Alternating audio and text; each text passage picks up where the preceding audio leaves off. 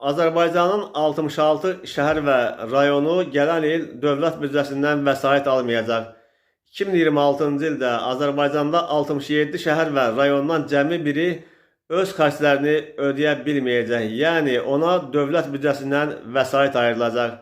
Bu barədə 2026-cı ilin dövlət büdcəsi haqqında qanun layihəsində məlumat əks olunub. Bildirilib ki, həmin rayon Xocavənddir. Onun yerli gəlirlərini və xərclərini tənzimləmək üçün 2026-cı ilin büdcəsində 847 min manat vəsait nəzərdə tutulub. Beləliklə, 66 şəhər və rayon büdcədən asılı olmayacaq. Yəni, xərclərini gəlirləri hesabına maliyyələşdirə biləcəklər. Qeyd edək ki, bu il Azərbaycanda 67 şəhər və rayondan cəmi 5-inə 2025-ci ilin dövlət büdcəsində vəsait nəzərdə tutulmuşdu.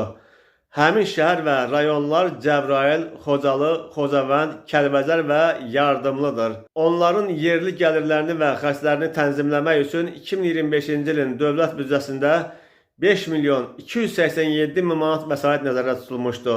Beləliklə, 62 şəhər və rayon büdcədən asılı deyil və xərclərini gəlirləri hesabına maliyyələşdirir.